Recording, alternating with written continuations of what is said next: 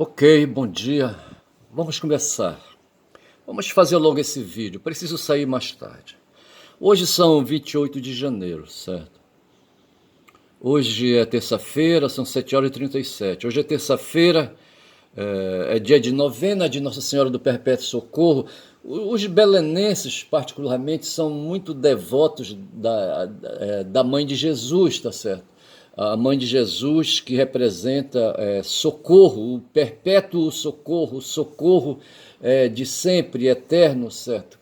Para aqueles que precisam de ajuda, sabe? A mãe é aquela que põe o filho no mundo, certo? E protege, cuida, está certo? O ser humano é muito sensível, é muito vulnerável quando nasce, certo? Só vai começar a se arrastar no chão e colocar-se de pé, sabe? Depois de quase 12 meses aí, sabe? De treinamento, certo? De teste, de erro e acerto, tá certo? Mas na verdade não é nada disso, não. É quando ali, sabe, o corpo vai se pondo, sabe, o DNA vai se estabelecendo, o genoma, sabe, vai ganhando, tá certo? E põe esse ser aí, sabe, esse ser invencível na superfície planetária que alcançou o topo da cadeia alimentar e está lá, sabe, e se põe. Tá certo? Esse ser aí, sabe, é ao mesmo tempo um ser fraco, rapaz, sabe? Porra. E lá na igreja de Nossa Senhora do Perpétuo Socorro, ali na Arthur Bernardes, certo? Uma rua, uma avenida, como é que chama? Como é o nome que eles dizem? É, Arthur Bernardes é o nome, é rodovia Arthur Bernardes. Essa rodovia ela vai que vai na direção de Coraci, passa ali, sabe, ao lado do aeroporto de Belém, tá certo? E continua cortando ali por dentro, certo? Sei que vai terminar numa vila antiga de Belém, é um distrito administrativo de Belém chamado Coaraci, tá certo? Mas ali logo no comecinho, rapaz, de quem tá ali na Pedro Alves Cabral e entra na rodovia Arthur Bernardes, à esquerda de quem vai, sabe? Tá lá a igreja de Nossa Senhora do Perpétuo Socorro. Eu não sei, eu acho que são os padres barnabitas, os mesmos que tomam conta da igreja aqui, sabe? De Nossa Senhora de Nazaré, que toma conta ali, uma coisa de verificar, tá certo? Mas me parece que as duas têm o mesmo estilo, tá certo? E as duas santas têm assim, sabe, uma influência assim meio que, sabe, da igreja ortodoxa. Não sei por que me ocorre isso ali, sabe? Não sei. Ali, aquela igreja talvez ali do rito oriental, do rito de Constantinopla, eu não sei dizer. Eu só sei que Nossa Senhora do Perpétuo Socorro sabe, é uma das variações da Mãe de Jesus, tá? Uma das formas da Mãe de Jesus, no sentido de, sabe, ser uma pessoa sempre aí disposta a ajudar seus filhos, tá certo? E tá ali, tem gente que acredita nisso e vai, tá certo? Uma hora dessa, ali, eu não sei se é na forma de missa, tem missa, sabe? O ritual ali, sabe? Ali é oferecido ali um ritual de missa, as pessoas participam. E ali fazem os seus pedidos, rapaz, saem os seus pedidos materiais, tá certo? Pedidos para ajudar o corpo, tá certo? Ou para alimentar o corpo, ou para cuidar da saúde do corpo, tanto faz, tá certo? Ou para cuidar dos sentimentos do corpo, tá certo? Das emoções do corpo, sabe? Da paz na família, sabe? Na paz nas relações conjugais, sabe? Essas coisas assim. Essas coisas que os seres humanos sentem, rapaz, sabe? Porra, bicho. E tá lá, o local tá lá e é oferecido isso aí. Eu acho que os psicólogos, sabe, devem devotar atenção, sabe, para ver essa dependência do ser humano a esse emocional aí, sabe, a esse emocional santificado, sabe, para fazer estudo de casos, sabe, fazer estudos de caso, tá certo? Mas é isso, hoje é terça-feira, tá certo? Então, terça-feira, a última do mês, tá certo? São 28 hoje, tá certo? A Guma me olha aqui, tá certo? Essa onça é uma onça, bicho, uma interlocutora que eu tenho, tá certo? Eu descobri, tá certo? Ela faz parte da minha memória afetiva, tá certo? Eu venho de uma região ali no Vale do Xingu, Vale de Muitas Onças. Eu fico imaginando, rapaz, quando ali, sabe, no começo do século XX, sabe, brasileiros do Nordeste foram levados ali para fazer ali, sabe, percorrer estradas de seringueiras, tá certo, e ali, sabe, e de castanheiras, sabe, extrair a seiva da seringueira para fazer borrachas, o látex, tá certo, látex que industrializado, sabe, é usado para fazer pneus de carro, tá certo, num primeiro momento. Hoje nem se usa mais porque se tem o látex sintético, tá certo. E me parece que foi lá para a Indonésia que os ingleses, rapaz, levaram a semente da seringueira, tá certo? Não sei se levaram da castanha também. E eu só sei que levaram a semente da seringueira e não sei se é a Indonésia, eu acho que é a Indonésia que é ali um dos países ali, sabe, que cultiva também a seringueira. E eu quero crer, tá certo, que no começo do século XX, tá certo, ali brasileiros foram para aquelas bandas ali do Xingu, e lá, rapaz, tiveram que enfrentar onças, sabe, que um bicho assim temido, tá certo? Eles eram elas eram as donas, sabe, do território, bicho. Como é que o humano chega lá, sabe, e quer botar banca, tá certo? Pô, não pode botar banca, tá certo? E muitos brasileiros, eu acho, nordestinos, eu acho que sucumbiram ali, sabe? Não só a sanha dos patrões, sabe? Aqueles que levavam, que patrocinavam as despesas daquelas pessoas ali arregimentadas nas cidades do interior do Nordeste para virem, sabe, para a Amazônia e ali para o Vale do Xingu, para fazer ali, se embrenharem na mata, tá certo? Enfrentarem ali, sabe, os nativos, sabe, os donos da terra, que também, como as onças, não aceitavam aqueles intrusos ali perturbando, sabe, a paz ancestral. Porra, bicho. Eu calculo, eu imagino que muitos brasileiros ali, filhos de brasileiros, bebês até, sabe, ali morreram alimentando onças, tá certo? E as onças se tornaram temidas, mas elas estavam defendendo o território. São bichos, são animais, tá certo? Preso ao corpo e às certezas do instinto, ao determinismo do instinto, sabe? Que vê na função alimentar a primeira função, na reprodução a segunda função e na mantença do corpo, sabe? A mantença do corpo geral, tá certo? São bichos ali, sabe? Que se guiam por uma inteligência básica, tá certo? A gente pode assim, considerar, tá certo? Limitada a essas funções aí de manutenção do corpo, tá certo? E a Guma, então, é um exemplar desse tipo de bicho aí, sabe? Me parece que ela é imperadora, sabe? Aí, sabe? Da mata, tá certo? Tem a sucuriju, rapaz, que é medonha também, sabe? Porra, bicho. Eu ando assistindo uns vídeos aí, sabe? Sobre pescaria, né? Eu demonstrei em algum momento aí que eu tenho interesse aí, sabe?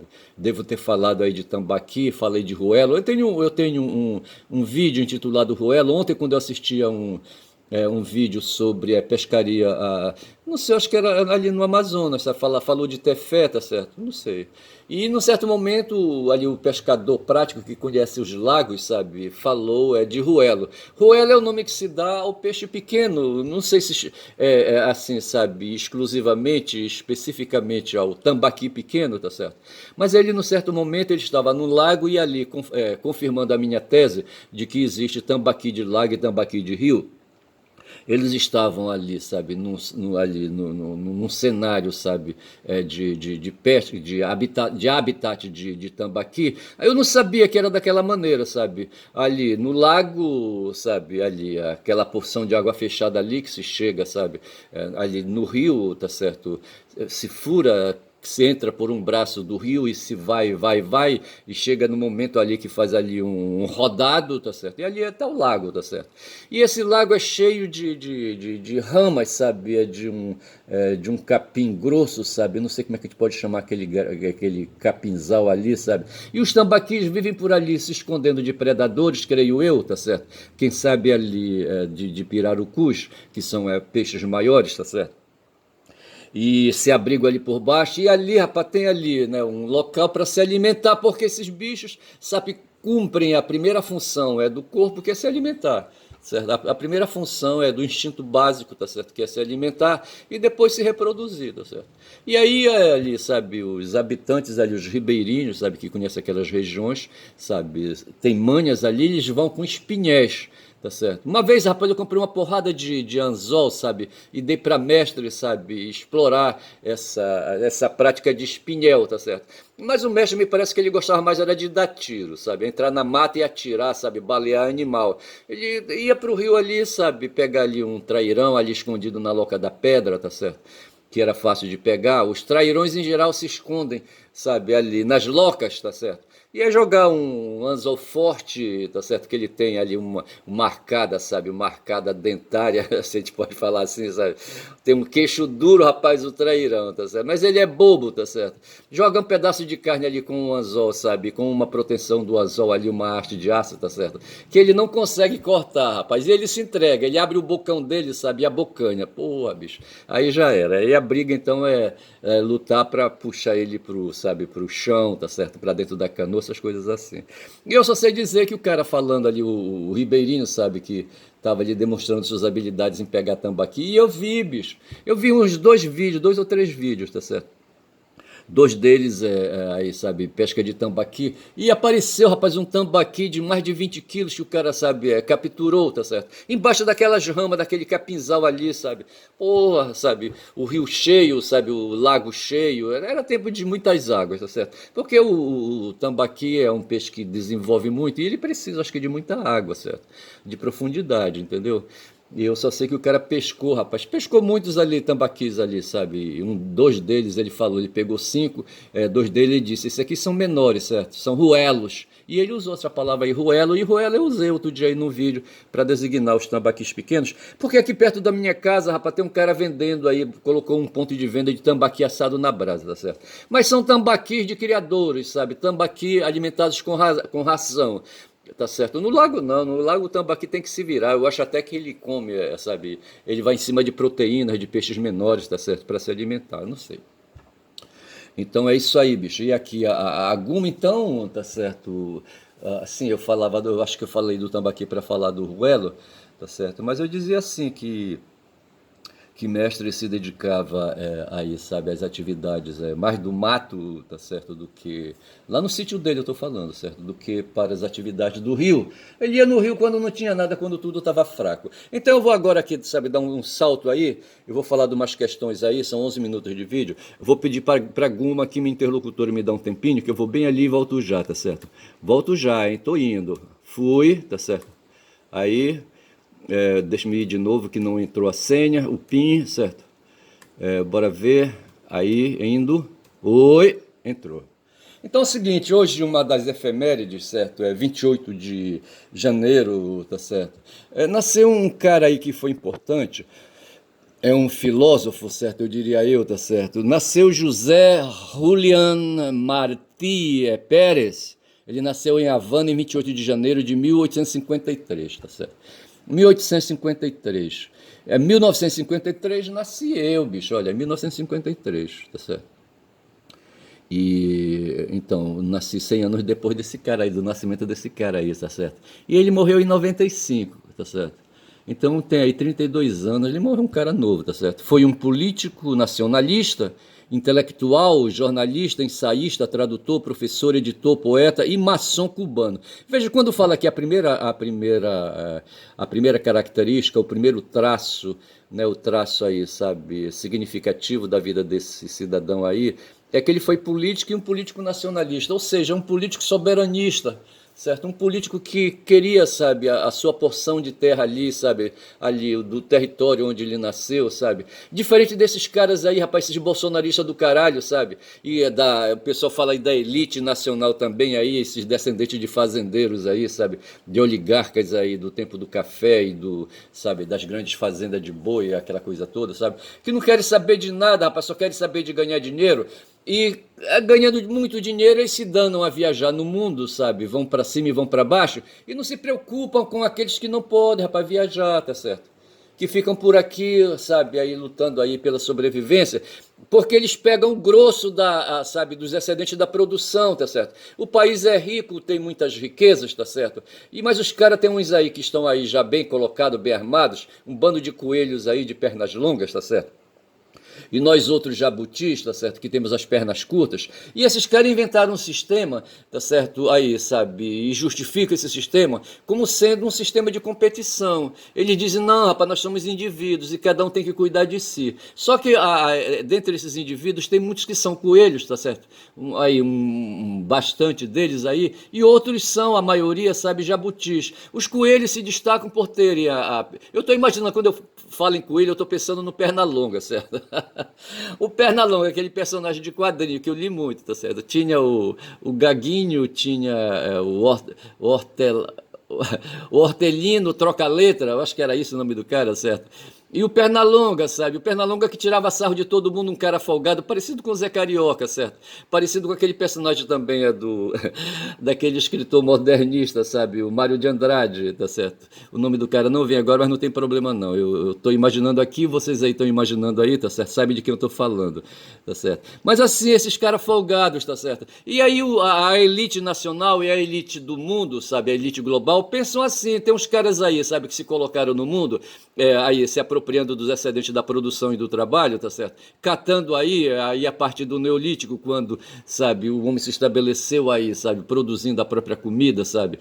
Aí, sabe? Os excedentes, teve uns aí que foram se apropriando devagar aí na maciota, tá certo?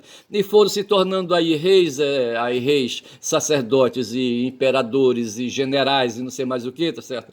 E depois duques e barões e, sabe, não sei mais o que. E aí, rapaz, fazendeiros, os fazendeiros que vieram para cá, que se estabeleceram no tempo aí do período colonial, tá certo? E nunca mais largaram, se apropriaram das terras, tá certo? Então aí hoje mandando, tá certo? Hoje são grandes latifundiários, tá certo? São pessoas que se dedicam aí ao tal do agronegócio, tá certo? E são as pessoas que tiram vantagem, rapaz, são um bando de coelhos, no sentido aí do Pernalonga, do personagem quadrinho que eu imagino aqui na minha cabeça, sabe? Como sendo aquele bicho ali, sabe? Folgado e com as pernas longas. E eu jabuti, rapaz, ver se pode. Numa corrida com jabuti, com coelho, rapaz, eu perco. Que o coelho com as pernas longas que ele tem, sabe? Ele dá uma passada, sabe? Já me matou, sem que eu possa dar, tá certo? Com as minhas patas curtas, tá certo? E o peso do meu corpo, rapaz, que não dá. Tá certo? Porra, assim não dá. Agora, essa diferença que existe de corpos aí, não é tanto a questão aí, sabe, de que existe diferença de corpos. Na verdade, é a questão dos privilégios, das vantagens que cada um, sabe, vai amelhando historicamente quando se apropria dos excedentes da produção e do trabalho, tá certo? E vão formando patrimônio, sabe? Vão formando capital e aquela coisa toda. E hoje é 2025, sabe? Estão estabelecidos aí por cima da carne seca. Vê se pode uma porra dessa, tá certo? Bicho, aí fica difícil, tá certo? A gente concorrer. O Martim, então, sabe, era um cara que se dedicava ao nacionalismo, certo? Nacionalismo é uma ideia apolítica e um movimento que defende a resolução de problemas da nação e deve ser protegida e mantida de acordo com o Estado, tá certo? O Estado existe, então, para proteger aí, sabe, as condições de nacionalidade, tá certo? Nós temos na sociedade o indivíduo, o cidadão, tá certo? E o Estado existe, sabe, para dar condições ao cidadão. Onde cidadão, sabe, não é nem coelho nem jabuti, tá certo? É um ser único, mas aí o pessoal inventou a legislação, tá certo? Como esse tal de Trump aí inventou aí 78 decretos, tá certo? Para favorecer as suas condições e os seus privilégios, tá certo? Porra, aí não dá, bicho. Aí diz assim que a gente vive um sistema de competição, tá certo? No mundo dos negócios aí, sabe, a competição econômica. No mundo do direito, sabe, tem a igualdade perante a lei, tá certo? Mas tirando isso, tá certo? No mundo da economia, o que vale é a competição, sabe, a desigualdade, entendeu? Ali a desigualdade de recursos e de meios e de história. Então, temos excedentes da produção, sabe, que foram apropriados por uns sabichões aí de pernalongas e que nunca mais pararam de se apropriar, rapaz. E hoje aqui no Brasil esses caras estão aí, tá certo? Esse pessoal hoje está ali, sabe, na Faria Lima, ali em São Paulo, tá certo, cuidando dos interesses da BlackRock, tá certo, e dos fundos aí, sabe, de investimento, aquela coisa toda. Estão em Nova York, em Wall Street, estão aí, sabe, lá em Berlim, estão ali, sabe, em Tóquio, não sei mais onde, entendeu? Porra, aí é foda. E esses caras são um bando É um bando de coelhos, rapaz, tudo de perna longa, sabe? Que querem correr com o jabuti, vê se pode, né? Tirando vantagem. E o Martí disse: não, pera lá, rapaz, nós somos todos nacionais, tá certo? E sendo nacionais, nós somos todos iguais aí, tá certo? Devemos garantir essa condição aí. O Martí, então, foi um político nacionalista, diz também que ele foi um intelectual, um cara que leu demais, foi jornalista, foi ensaísta, foi tradutor, professor, editor, poeta. Aqui fala maçom cubano, eu vou desprezar esse negócio de maçom aqui, tá certo? É considerado um herói nacional cubano por causa de seu papel na libertação do seu país da Espanha, tá certo? Veja que ele nasceu, ele é um cara do século, XIX, ele nasceu em 1853 e morreu em 1895, 32 anos, tá certo? Foi criador do Partido Revolucionário Cubano, tá certo? E organizador da Guerra de 1895, ou Guerra Necessária. Nasceu em Havana, dentro do Império Espanhol, certo? E iniciou seu ativismo político ainda jovem. Viajou muito, certo? Ele era filho de Mariano Martí, natural de Valência, tá certo? E por aí vai. Aqui fala de que ele, sabe, na época, a doutrina que prevalecia no mundo era o liberalismo, e nesse sentido se diz então que ele não foi, Martí não foi marxista, porque veja, tanto ele como Marx nasceu em 18 e morreu em 88, tá certo? É um cara também do século XIX, tá certo? E o Martí também. Então é difícil o Martí ali, sabe, em Cuba e ali, sabe, ali pela banda ali do Caribe, sabe, e México e por ali, se bem que diz que ele viajou bastante, tá certo? Talvez não teve tempo de aprofundar no pensamento de Marx, o cara ali, sabe, que se preocupava ali em elaborar um pensamento, uma teoria, tá certo? Uma filosofia, uma ideologia, sabe? Que cuidasse dessa questão da desigualdade no mundo, tá certo? Mas os dois pensavam a mesma coisa, assim, na mesma direção de ver o ser humano, de valorizar o ser humano. Então, creio que os dois eram humanistas. Tem aqui um texto que fala José Martí e o marxismo, quando são 21 minutos de vídeo, a questão da resistência atual anti-imperialista. Eu penso então que os dois aí, tanto Marx quanto Martí, sabe, foram anti-imperialistas, tá certo? O Luciano Vasápolo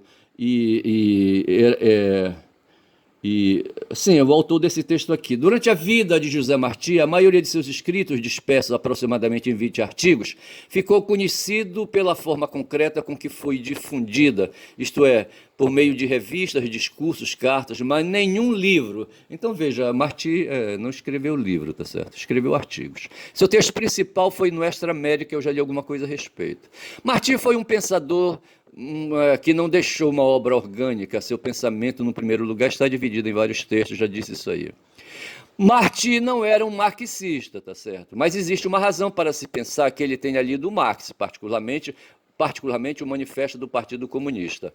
Há referências a Martí, há referências a Marx, aquele homem com alma de seda e um punho cerrado, tá certo? Era assim que ele via o Marx. O Marx era um cara assim, sabe, sabe, um cara um alemão, um germânico, certo? Aí imagina um germânico, sabe, daqueles que enfrentaram os romanos, sabe, daqueles que sentaram a bunda lá, sabe, no trono dos imperadores romanos, tá certo? Pô, a bicha é foda.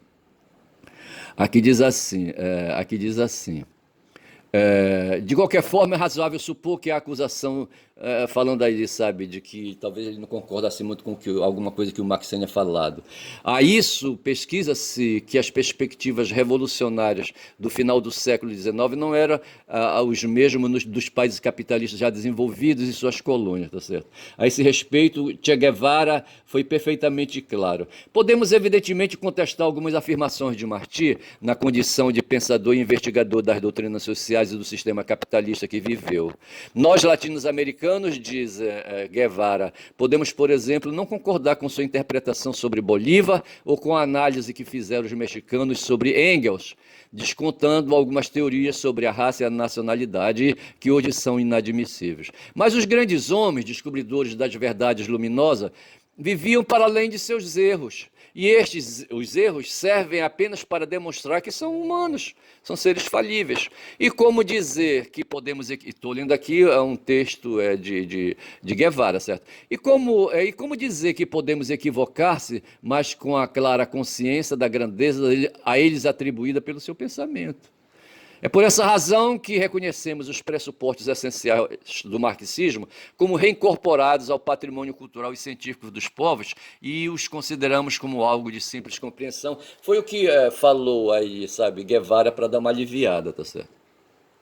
Aqui diz que Martí, infelizmente, faleceu muito cedo e não teve a possibilidade de ver seus discípulos na América Latina, tá certo?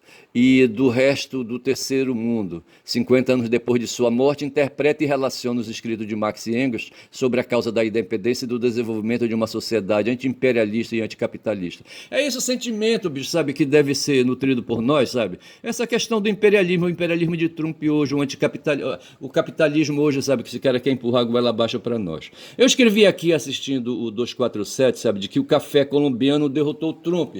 Aí nessa luta anticapitalista e anti-imperialista, certo? O Trump assumiu agora aí, sabe, querendo resgatar aí, sabe, a supremacia branca ali, sabe, no território dos Estados Unidos. E aí a primeira coisa que ele fez foi partir para cima dos brasileiros, tá certo? E depois para cima dos colombianos. Com os colombianos, rapaz, o buraco foi mais embaixo e ele se ferrou, tá certo? O presidente da Colômbia, o Petro, tá certo? Como é que chama? Como é o nome o Gustavo Petro disse, não, pera lá, ei, Trump, segura aí, rapaz. Respeita os colombianos, tudo bem, sabe? Os caras aí estão irregulares, etc e tal, mas aí, se tu quer deportar, deporta com jeito aí, rapaz, sabe? Aí o Trump disse, negativo, eles vão para lá de qualquer maneira, ou então eu vou baixar aí uns tarifaços em cima de ti, e baixou. A partir de agora, disse o Trump, 25% aí, sabe? De todos os produtos que vocês aí colombianos exportam para cá, tá certo? Inclusive essas questões aí legais aí, essas facilidades que vocês têm de entrar no território americano, acabou, tá certo? No território estadunidense, que corrijo, certo? Aí o Petro, tudo bem, pode ser, tá certo? Tu pode até fazer isso, tá certo? Mas aí, tá certo? Tu vai ter, tem forra, tá certo? Então, tudo que entra de estadunidense aqui no território colombiano também vai ser tarifado, tá certo? Tem 25%. Aí o que aconteceu foi o seguinte, uma das medidas aí, sabe, do tarifaço do Trump, alcança o café, rapaz, o café colombiano, sabe? Esse produto aí da natureza, sabe, com o qual a gente faz aí uma beberagem aí pra gente, sabe, tomar de manhã, tá certo? Em alguns momentos durante o dia, o café, tá certo? Os estadunidenses consomem café para dedéu, tá certo? O pessoal diz que é chafé, um café escroto, tá certo? Eu, por exemplo, o meu café é um café... Aliás, nem tomei café ainda. Não, já tomei café sim.